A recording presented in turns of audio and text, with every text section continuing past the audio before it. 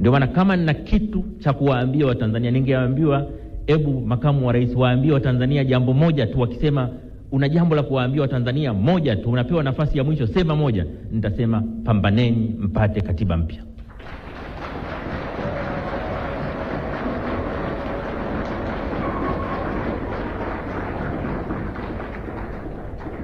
Na kuna mambo mengine ya msingi. Kuna wakati watu wanasema Nchimbi tatizo lake ana simamo hivi. Ni kweli kwenye mambo ya msingi mimi nina msimamo. Na hili lazima tuelewane, ni ya kawaida tu. Kama mkitaka kutimua kwa msimamo, nitimueni leo. Kwenye mambo ya msingi lazima uwe na msimamo. Kujiuzulu ni haki yake ya kidemokrasia, na sio yeye kwanza kujiuzulu. Lowassa alijiuzulu, yeye kajiuzulu. Sasa tutamshangaa sisi watu wenye akili timamu. Mwanzo alikubali, sasa amejiuzulu. Sababu ni nini? Huu ndio kweli. Na iwezekani bwana mkubwa, mimi wewe uwe bosi wangu, mimi niwe chini yako, ngoma inapigwa, badala tucheze wote ngoma pamoja, wewe unacheza ngoma yako na mimi nacheza ngoma yangu. Inaingia akilini? Sheria kuu ya nchi ni katiba. Majaribio ya kupata katiba mpya yamekuwepo kwa zaidi ya miaka 40. Lakini vuguvugu la kuitafuta katiba mpya limedumu likiwa kubwa tangu mwaka 92 baada ya kuanzishwa vyama vingi. Kwenye serikali ya awamu ya 4 ulianza mjadala wa katiba. Tukaweka na bunge la katiba, tulipiga hatua kidogo, alafu tukaenda tukakwama mahali. Kwa mfano sasa hivi ukisikiliza madai mengi ya watu mbalimbali,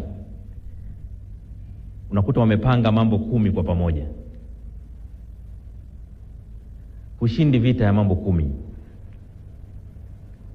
Lazima uchague kubwa linaloweza kuyabeba mengine yote ni lipi. Na katika utawala bora katika nchi, kitu kinachoweza kubeba mengine yote ni katiba.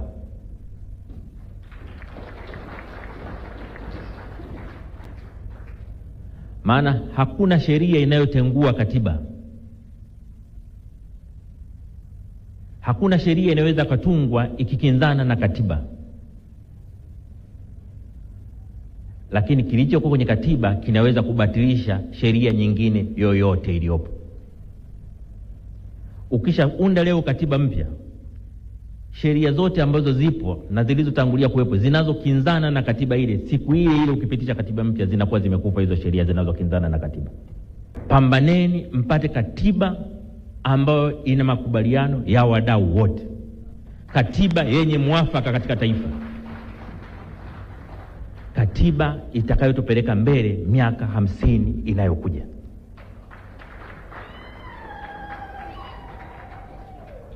Katiba ambayo kila Mtanzania popote alipo atajisikia fahari kujitambulisha, mimi natoka Tanzania.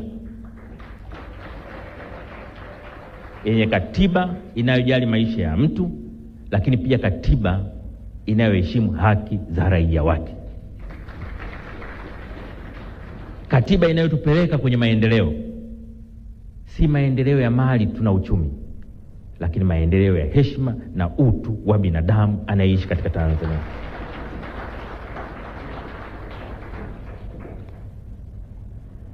Ili uwe na hakika ya kupata katiba mpya, moja ya mambo ambayo ni muhimu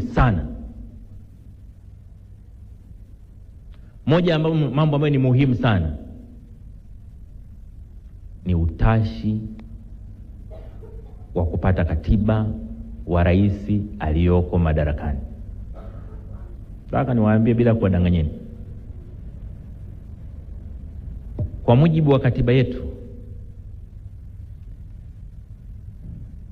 rais anapokaa kwenye kikao cha baraza la mawaziri, baraza la mawaziri haliamui, linashauri. Mawaziri wanapokaa na rais wanamshauri rais, rais ndiye anaamua. Kwa hata ajenda za baraza la mawaziri anayeamua ziingie zitoke ni rais. Akisema hii haitaingia miaka 100, haitaingia. Ndio maana mimi nilipokuwa katibu mkuu wa chama, wakati nasimamia uandishi wa draft ya ilani ya uchaguzi ya CCM. Kamati ya ilani ya CCM tuliwapa kazi ya kutafuta maoni nchi nzima kujua watu wanataka nini. Na katika maoni walisema Watanzania wanatamani katiba mpya. Wakaja kuniambia Watanzania wanataka katiba mpya. Nikamwambia mwenyekiti wa ile kamati na wenzake, nikamwambia sikilizeni, jambo lenyewe zuri, lakini sasa hivi tayari tuna mgombea wa urais na tunategemea atakuwa rais. Ni vizuri atuhakikishie kwamba atalisimamia hilo, tusiliweke kitu ambacho hakitatekelezwa. Tukakubaliana, na mimi nikaenda kumuona Mheshimiwa Rais wakati ule kama mwenyekiti wangu wa chama, mimi katibu mkuu. Nikamwambia Mheshimiwa mwenyekiti, kamati imekuja kuniona ya ilani. Inasema moja ya mambo makubwa waliobaini kwa wananchi walipotembea huko, wananchi wanataka katiba mpya. Nimekuja kukuuliza, una utashi, unataka ili jambo liingie kwenye ilani ya CCM? Akanijibu hivi, Katibu Mkuu, Tume ya Haki Jinai niliyoiunda katika moja ya mapendekezo yake nayo ilibaini kwamba Watanzania wanataka katiba mpya, na niliwaahidi kwamba nitalitekeleza. Siwezi kuacha ahadi yangu, liwekeni.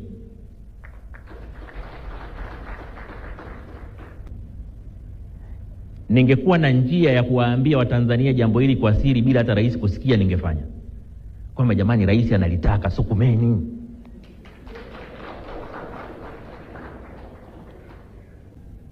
Kwa jamani, ili Rais Samia anataka litekelezwe.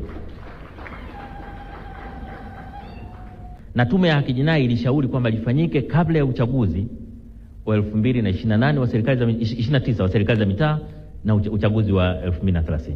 Lakini pia hata tume ya juzi ya Chande na yenyewe imesema katiba mpya hiyo imepatikana by mwaka 2028 ili itumike 29 na 30.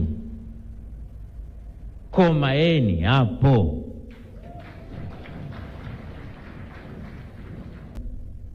Katiba iliyoko sasa rais binafsi ataitaka tu kwa sababu inampa nguvu zisizo na maana.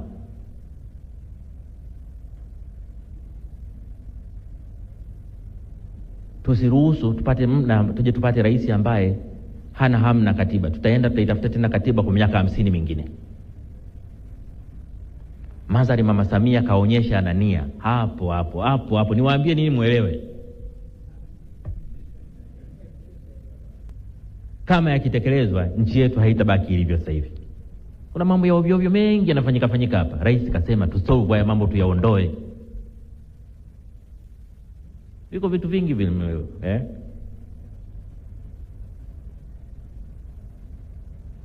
habari ya watu kukaa mahabusu, vikesi vidogodogo, vitu vya kijinga, viko vingi tu.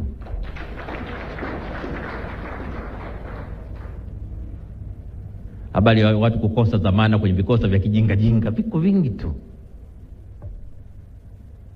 Habari ya watu wakati mwingine mtu ana hamu, maana unajua kuna wakati unakuwa na watu wana roho mbaya. Unakuta mtu mmoja amekaa na roho mbaya pale, ana hamu tu mwenzake alale mahabusu. Sasa kwa kuwa ana hamu alale mahabusu, anajua Jumamosi na Jumapili hakuna anayepata dhamana, anakupeleka kituoni saa 9 kasoro hivi siku ya Ijumaa ili tuwe na uhakika utalala siku 2. Sasa tunao watu wa hivyo kwenye nchi, lakini kule kwenye mapendekezo yale anasema vitu gani vitafanya mtu akae mahabusu, kesi gani zitafanya mtu akae mahabusu. Uwezi tu kuamka asubuhi unambandika mwenzako kesi alafu hiyo. Sasa mambo haya ndio nasema ile tu tukisema anachohitaji rais kujua ni kwamba watetezi wa haki za binadamu wanaunga mkono maelekezo yake ya mapendekezo ya Tume ya Haki Jinai yatekelezwe. Na naongea na Watanzania wote, naongea na wana CCM, naongea na upinzani, naongea na asasi za kiraia. Nawaambia wana CCM, katiba mpya ni kwa faida ya watoto, wajukuu wenu na vizazi vijavyo. Na waambia vyama vya upinzani, katiba mpya ni kwa faida yenu, watoto wenu, wajukuu na vizazi vijavyo. Na waambia asasi za kiraia na watetezi wa haki za binadamu, katiba mpya ni kwa faida ya watoto wenu, wajukuu na vizazi vijavyo. Katiba mpya ni kwa faida ya nchi yetu. Tupigane wote kupata katiba mpya. Mwezi Mei, wakati rais anaapisha majaji, kama mlisikiliza hotuba yake, Mheshimiwa Rais Dr. Samia Suluhu Hassan alisema, katika moja ya maneno alisema haki ni msingi wa amani. Haki ni msingi wa amani. Na mimi alipomaliza pale, wakati tulipoongea baadaye, nikamwambia Mheshimiwa Rais, kama kuna kitu na kushukuru ni wewe kusema hili, haki ni msingi wa amani. Viongozi wote mlioko hapa na wengine wote waliotajwa katika itifaki zilizotangulia, na ndugu wananchi, nimepewa dakika 10 za kutoa salamu za makamu wa rais, na nitajitahidi kuzitumia vizuri. Mheshimiwa Rais, katika kutumia vizuri muda niliopewa, kwa heshima kubwa na kukaribisha kufanya kazi hii. Hakuna atakayeshangaa leo akimsikia Mbowe anamsifia Rais Samia. Hakuna atakayeshangaa akisikia Lissu anamtetea Rais Samia. Hakuna atakayeshangaa akisikia Lipumba anamsifia Rais Samia, kwa sababu ni kweli amefanya kazi. Kujidai huoni kwamba kafanya kazi ni kujitwisha upofu wa bure. Na nitumie nafasi hii kwa kweli, kama kuna jambo wengine wanaweza wasione, lakini kuambieni, kuna wana CCM na kuna wananchi wanakerwa sana na maandamano yaliyokuwa yakifanywa na Chadema. Lakini mimi nataka niwaambie kwa mara ya kwanza, mmoja wa watu waliofurahishwa sana na maandamano ya Chadema ni mimi. Makofi kwa Mheshimiwa Waziri. Sio unapata waziri mmoja ajiamini, unaambia milioni 400, oh Mheshimiwa Katibu Mkuu, unajua kwanza leo sijala, inatuhusu nini? Au sio? Utapata mtu anajua kazi yake. Kwa hiyo tunawashukuru Chadema kwa kufanya kazi ya CCM vizuri. Tunashukuru Chadema kwa kusaidia CCM ionekane ikitimiza wajibu wake vizuri, na kusaidia serikali ionekane ikitimiza wajibu wake vizuri. Tanzania wanabaki kuwa kitu kimoja bila kujali maeneo wanayotoka. Tusikubali nchi yetu ipate hata harufu tu ya mwelekeo wa kugawanywa. Tukifanya hivyo, tutakuwa tumetimiza wajibu wetu kama raia, lakini vile vile tutakuwa tumelijenga taifa ambalo tutalikabidhi kwa watoto wetu na tutalikabidhi kwa wajukuu zetu. La kwanza, mtu wa kwanza Isa ameongelea ukatili wa polisi, kwamba kavunjiwa duka na polisi walisimamia, ameenda mpaka mahakamani, mahakama ikafanya uamuzi.